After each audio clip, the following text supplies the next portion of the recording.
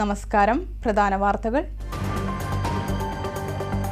Governor Arif Muhammad Khan കേരളത്തെ RSSന് ഒരുക്കിക്കൊടുക്കുകയാണെന്ന് DYFI സംസ്ഥാന president V Wasif. Chancellor പദവി ഗവർണർ ദുരുപയോഗം ചെയ്യുന്നു എന്നും വസീഫ്. ഒറ്റപ്പാലം പാലാട്ട് റോഡ് ഉപതെരഞ്ഞെടുപ്പുമായി ബന്ധപ്പെട്ട് മുസ്ലിം ലീഗ് ഉന്നയിച്ച ആരോപണം വസ്തുതാവിരുദ്ധമെന്ന് UDF നേതൃത്വം. ഉപതെരഞ്ഞെടുപ്പുമായി ബന്ധപ്പെട്ട് ലീഗുമായി കോൺഗ്രസ് കൂടിയാലോചനകൾ നടത്തിയില്ല എന്ന് ആരോപിച്ച് KPCC പ്രസിഡന്റ് അടക്കമുള്ളവർക്ക് മുസ്ലിം ലീഗ് കത്ത് നൽകിയ വിഷയത്തിലാണ് പ്രതികരണം. വാഹനയാത്രക്കാർക്ക് ദുരിതമായി പെരിന്തൽമണ്ണ ജൂബിലി റോഡിലെ കുഴികൾ. വാഹനാപകടങ്ങൾ പതിവായിട്ടും കുഴികൾ അടയ്ക്കാൻ തയ്യാറാവാതെ അധികൃതർ. ഷൊർണൂർ നിലമ്പൂർ റെയിൽവേ പാതയിൽ വൈദ്യുതീകരണ പ്രവൃത്തികൾ പുരോഗമിക്കുന്നു. പാത വൈദ്യുതീകരിക്കുന്നതോടെ പുതിയ സർവീസുകൾ അനുവദിക്കുമെന്നാണ് പ്രതീക്ഷ. മണർക്കാട് കുന്തിപ്പുഴയ്ക്ക് കുറുകെ പോത്തോഴിക്കടവിൽ പാലം നിർമ്മിക്കണമെന്ന ആവശ്യവുമായി നാട്ടുകാർ രംഗത്ത്. പാലം യാഥാർത്ഥ്യമായാൽ കുമരംപുത്തൂർ ഭാഗത്തുള്ളവർക്ക് മണർക്കാട് എത്താനും കുമരംപുത്തൂർ പഞ്ചായത്തിലെ 4 വാർഡുകളിലുള്ളവർക്ക് കുമരംപുത്തൂരിലെത്താനും 5 കിലോമീറ്റർ ദൂരം കുറയും. വിശദമായ വാർത്തകളിലേക്ക്. ഗവർണർ ആരിഫ് മുഹമ്മദ് ഖാൻ കേരളത്തെ RSSന് ഒരുക്കിക്കൊടുക്കുകയാണെന്ന് ഡിവൈഎഫ്ഐ സംസ്ഥാന പ്രസിഡന്റ് വി വസീഫ് പറഞ്ഞു. KSTA ജില്ലാ സമ്മേളനത്തിന്റെ ഭാഗമായി തച്ചമ്പാറയിൽ നടന്ന പൊതുസമ്മേളനം ഉദ്ഘാടനം ചെയ്യുകയായിരുന്നു അദ്ദേഹം. സർവകലാശാലയിലെ സെനറ്റുകളിലേക്ക് ആളുകളെ നോമിനേറ്റ് ചെയ്യുകയാണ്. ചാൻസലർ പദവി ഗവർണർ ദുരുപയോഗം ചെയ്യുന്നു. കാലിക്കറ്റ് യൂണിവേഴ്സിറ്റിയിലെ സെനറ്റിലേക്ക് നാമനിർദ്ദേശം ചെയ്ത 18 പേരുടെ ലിസ്റ്റിൽ നിന്ന് BJPക്കാരെ മാത്രം ഗവർണർ തെരഞ്ഞെടുക്കുന്നത് എന്തടിസ്ഥാനത്തിലാണ്? ഈ പേര് ഗവർണർക്ക് എങ്ങനെ ലഭിച്ചു? ഗവർണർ ഇങ്ങനെ ചെയ്യുമ്പോൾ RSSന് കേരളത്തെ ഒരുക്കിക്കൊടുക്കാനാണെന്ന് തങ്ങൾക്ക് ബോധ്യമുണ്ട്. UDFും അത് തിരിച്ചറിയുമെന്നാണ് കരുതിയത്. RSS എഴുതി കൊടുക്കുന്നതാണ് ഗവർണർ പറയുന്നതെന്ന് ഏത് കൊച്ചുകുട്ടിക്കും അറിയാമെന്നും വസീഫ് പറഞ്ഞു. ഈ ഗവർണർ ഈ കേരളത്തെ RSSന് ഒരുക്കിക്കൊടുക്കാനുള്ള പരിശ്രമമല്ലേ നടത്തുന്നത്? ഞാൻ കേരളത്തിലെ ധനമന്ത്രിക്ക് മുകളിലുള്ള വിശ്വാസം പിൻവലിച്ചിരിക്കുന്നില്ലേ? ചെങ്ങായി പറഞ്ഞതാണ്. അവസാനം എന്തായി? നമ്മുടെ നാട്ടിൽ റോട്ടിലൊക്കെ ഉണ്ടാവും ആളുകൾ, അങ്ങോട്ട് പോകരുത് ഇങ്ങോട്ട് പോകും. ചിലപ്പോൾ ചെറിയ സുഖമില്ലാത്ത കളിക്കും, അയാളെ പോലെ പെരുമാറുക അയാൾ. ഇപ്പൊ ഇതാ സർവകലാശാലയിലെ സെനറ്റുകളിലേക്ക് ആളുകളെ അങ്ങ് നോമിനേറ്റ് ചെയ്യുക. ചാൻസലർ പദവി ദുരുപയോഗം ചെയ്യുകയാണ്. ഈ ചാൻസലർ 18 പേരെ കാലിക്കറ്റ് സർവകലാശാലയിലേക്ക് നിർദ്ദേശിച്ചു. അതിൽ ഞങ്ങളെ അത്ഭുതപ്പെടുത്തിയത്, അങ്ങനെ നിർദ്ദേശിക്കുമ്പോൾ ഈ ചാൻസലർ എന്ന് പറയുന്ന ആരിഫ് മുഹമ്മദ് ഖാൻ ഈ കേരളത്തെ RSSന് വേണ്ടി ഒരുക്കിക്കൊടുക്കാൻ വന്നവനാണ് എന്നുള്ള നല്ല ബോധ്യമുണ്ട് കേരളത്തിലെ UDFനും എന്നാണ് നമ്മളൊക്കെ കരുതുക. RSSന്റെ ശരീരഭാഷയുള്ളവൻ, RSS എഴുതി കൊടുക്കുന്നത് പറയുന്നവൻ എന്ന് ഈ കേരളത്തിലെ കൊച്ചു കുഞ്ഞിനും അറിയുന്ന ഈ കക്ഷി, അയാളുടെ ലിസ്റ്റിൽ, ഈ 18 പേരുടെ ലിസ്റ്റിൽ അദ്ദേഹം ആദ്യം സർവകലാശാലയോട് ആവശ്യപ്പെട്ടു.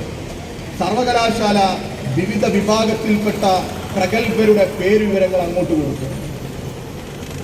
അതിൽ നിന്ന് 2 കുട്ടികളെ മാത്രം ആര് തെരഞ്ഞെടുത്തു? ആ ലിസ്റ്റിൽ നിന്ന് ഗവർണർ തെരഞ്ഞെടുത്തു. കാലിക്കറ്റ് സർവകലാശാല ജില്ലാ പ്രസിഡന്റ് T ജയപ്രകാശ് അധ്യക്ഷത വഹിച്ചു. KSTA സംസ്ഥാന president T Sudheesh, CPM area secretary UT Ramakrishnan, DYFI ജില്ലാ സെക്രട്ടറി KC റിയാസുദ്ദീൻ, സംസ്ഥാന വൈസ് പ്രസിഡന്റ് MA അരുൺകുമാർ എന്നിവർ പ്രസംഗിച്ചു. പൊതുസമ്മേളനത്തിനു ശേഷം തച്ചമ്പാറ ടൗണിലൂടെ ഘോഷയാത്ര നടത്തി.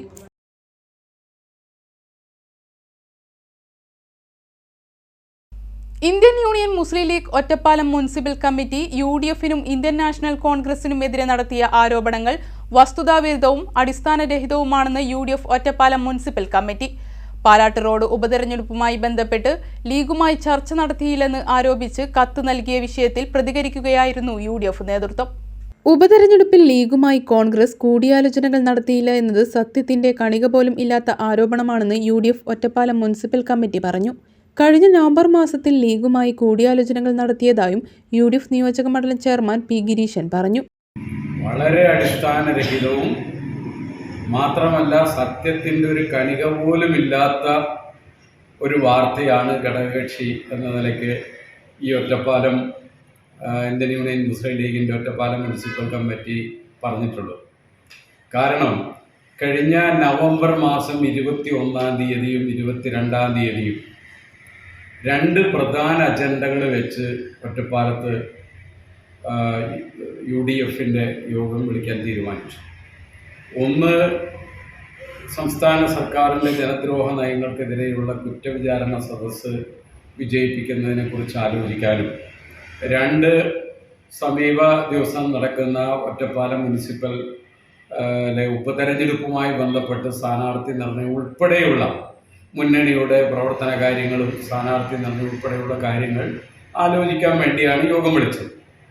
അതിൽ ബഹുമാനപ്പെട്ട ഞങ്ങളുടെ UDF-ന്റെ ജില്ലാ നേതാവ് ശ്രീ തോമസ് ചേട്ടൻ ഉൾപ്പെടെയുള്ള ആളുകൾ അതിൽ പങ്കെടുക്കാമെന്ന് പറഞ്ഞു. അങ്ങനെ നമ്മുടെ ഒറ്റപ്പാലം വ്യാപാര ഭവനിൽ നമ്മുടെ ഇന്ത്യൻ നാഷണൽ കോൺഗ്രസിൻ്റെ ഒറ്റപ്പാലം ബ്ലോക്ക് പ്രസിഡൻ്റായിട്ടുള്ള ശ്രീ ജയരാജൻ ഉൾപ്പെടെയുള്ള ആളുകൾ യോഗം വിളിക്കാൻ തീരുമാനിച്ചു.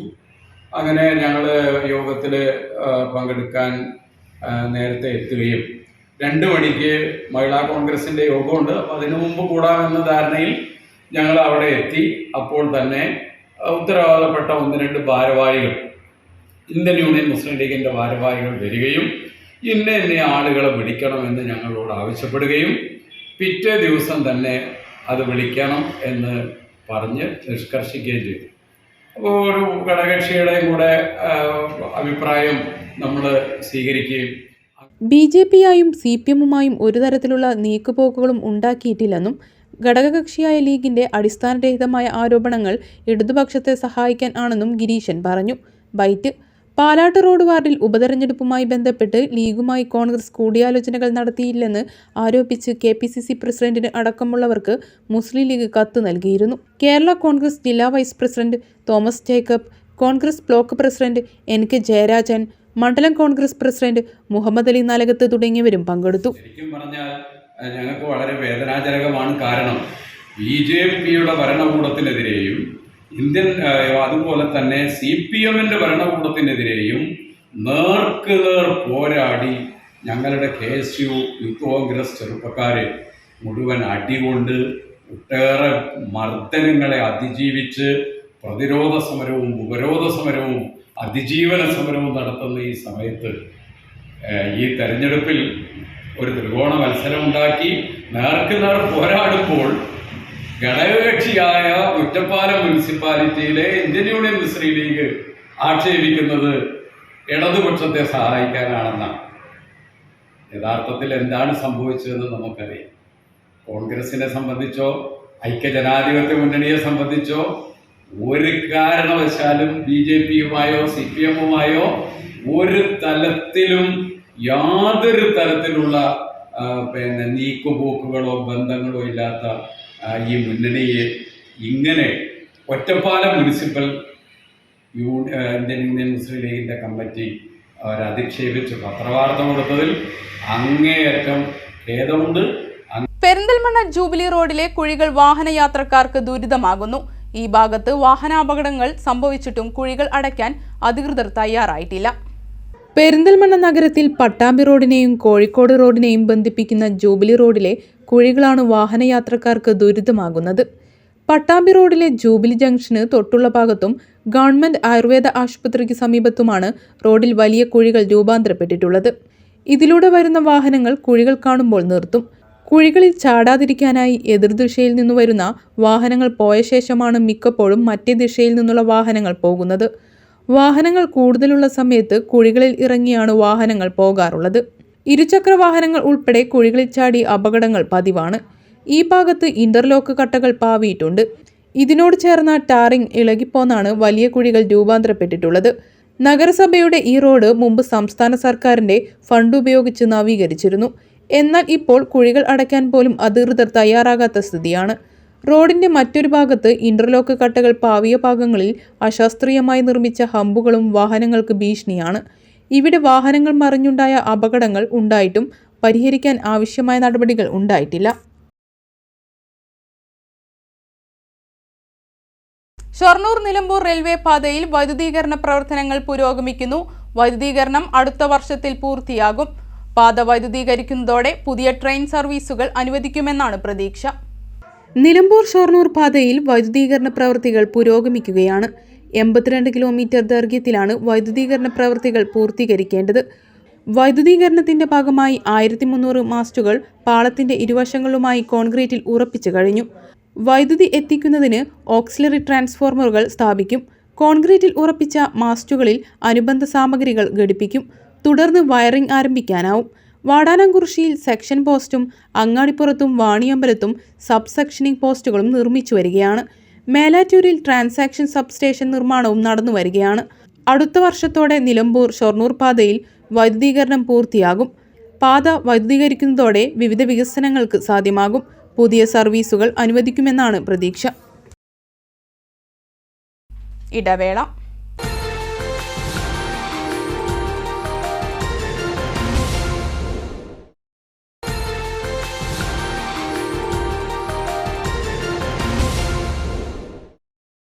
വാർത്തകൾ തുടരുന്നു. മണ്ണാർക്കാട് കുന്തിപ്പുഴയ്ക്കു കുറുകെ പോത്തോഴിക്കടവിൽ പാലം നിർമ്മിക്കണമെന്ന ആവശ്യവുമായി നാട്ടുകാർ രംഗത്ത്. പോത്തോഴിയിൽ പാലം യാഥാർത്ഥ്യമായാൽ കുമരംപുത്തൂർ പഞ്ചായത്തിലെ 4 വാർഡുകളിലുള്ളവർക്ക് പഞ്ചായത്ത് ആസ്ഥാനത്തെത്താൻ 5 കിലോമീറ്റർ ദൂരം കുറയും. കുമരംപുത്തൂരിനെയും മണ്ണാർക്കാട് നഗരസഭയെയും അതിരിടുന്ന പോത്തോഴിക്കടവിൽ പാലം നിർമ്മിക്കണമെന്ന ആവശ്യത്തിന് പതിറ്റാണ്ടുകളുടെ പഴക്കമുണ്ട്. ഇവിടെ പാലം യാഥാർത്ഥ്യമായാൽ കുമരംപുത്തൂർ ഭാഗത്തുള്ളവർക്ക് മണ്ണാർക്കാട് എത്താനും കുമരംപുത്തൂർ പഞ്ചായത്തിലെ ചങ്ങലേരി, മോദിക്കൽ, വെണ്ടാംകുറിശ്ശി, നെട്ടരക്കടവ് വാർഡുകളിലുള്ളവർക്ക് കുമരംപുത്തൂരിലെത്താനും 5 കിലോമീറ്റർ ദൂരം കുറയും. ചങ്ങലേരി മേഖലയിലുള്ളവർ നിലവിൽ പഞ്ചായത്ത് ആസ്ഥാനത്ത് എത്തുന്നത് മണ്ണാർക്കാട് നഗരത്തിലൂടെ 5 കിലോമീറ്റർ ചുറ്റിത്തിരിഞ്ഞാണ്. ദേശീയപാതയിലെ കുന്തിപ്പുഴ പാലത്തിന് ബദൽ പാലമായും പോത്തോഴിപ്പാലം ഉപയോഗിക്കാൻ കഴിയും. നിലവിൽ കുന്തിപ്പുഴ പാലത്തിൽ മാർഗതടസ്സമുണ്ടായാൽ മറുകര കടക്കാൻ മറ്റു മാർഗങ്ങളില്ലാത്ത സ്ഥിതിയാണ്. കുന്തിപ്പുഴ പാലത്തിന് 1 കിലോമീറ്റർ താഴെയാണ് പോത്തോഴിക്കടവ്.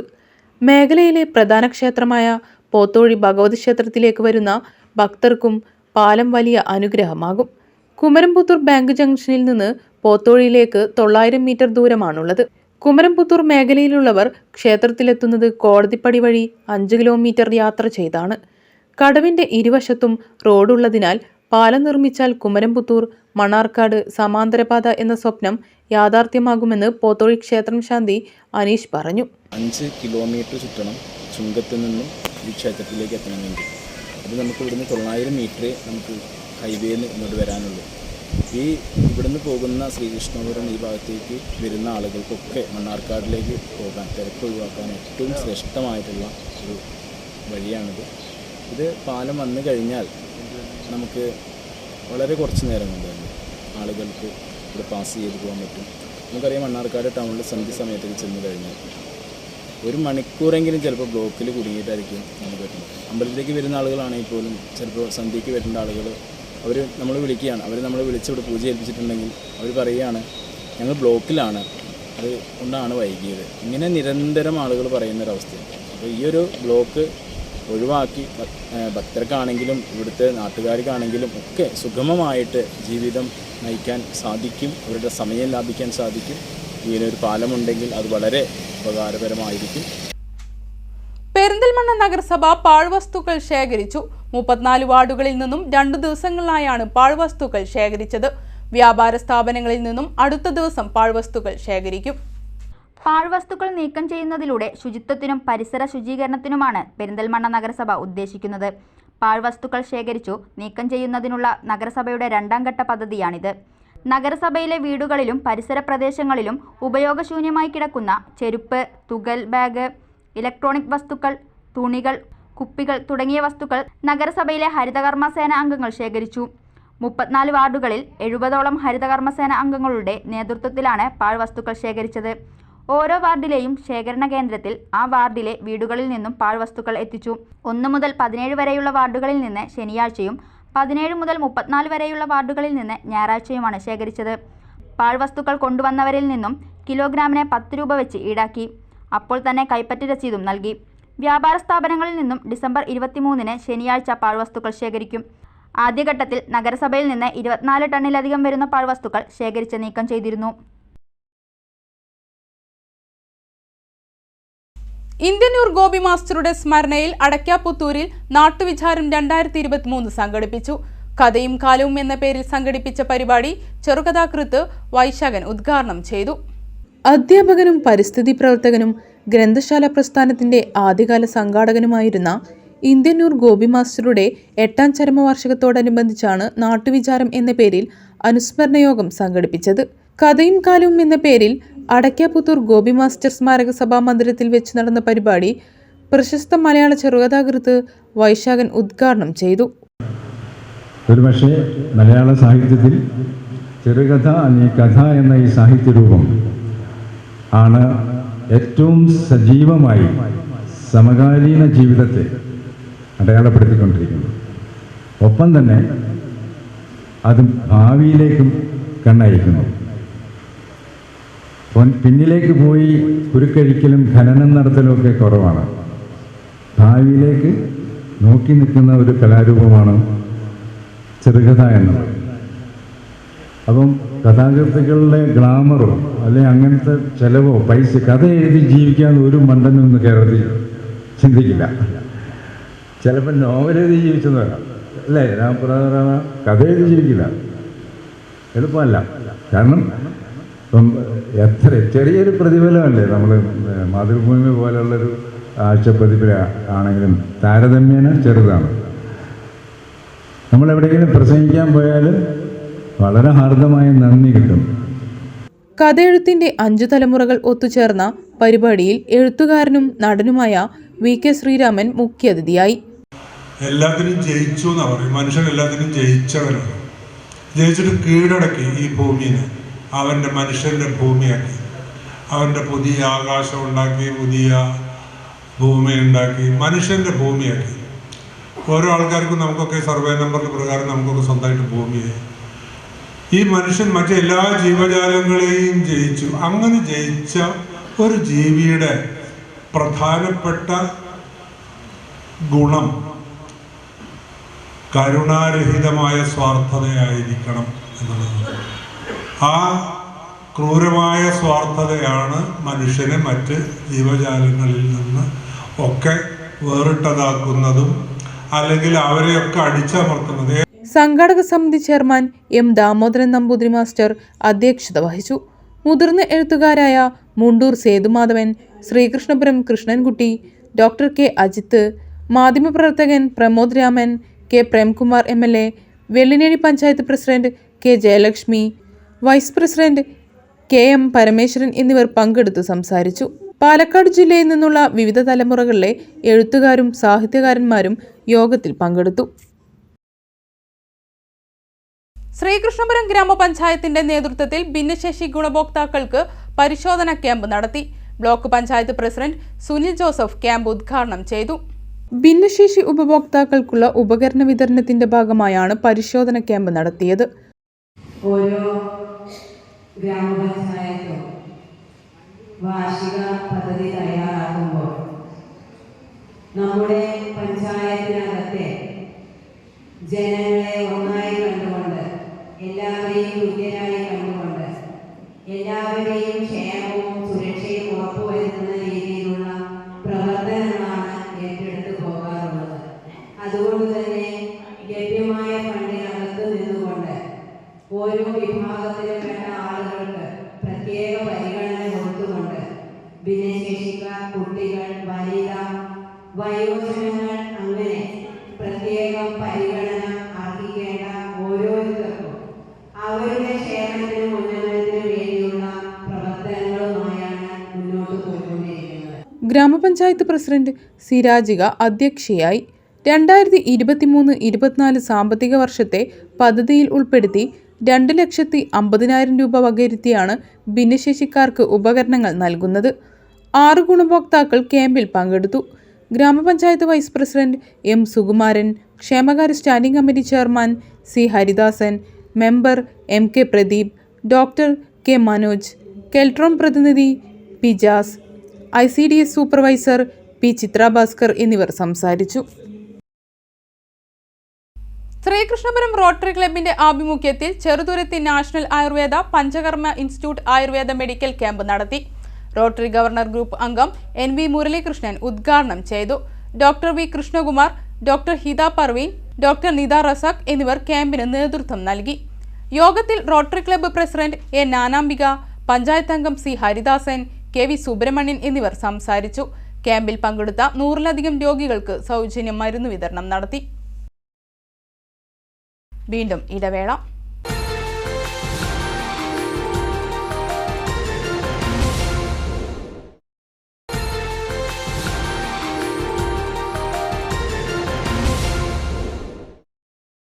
എടത്തനാട്ടുകര വട്ടമണ്ണപ്പുറം AMLP സ്കൂളിലെ വിദ്യാർത്ഥികളുടെ നേതൃത്വത്തിൽ നിർമ്മിച്ച ജൈവവൈവിധ്യ ഉദ്യാനം എടപ്പറ്റ ഗ്രാമപഞ്ചായത്ത് പ്രസിഡന്റ് K. കബീർ ഉദ്ഘാടനം ചെയ്തു.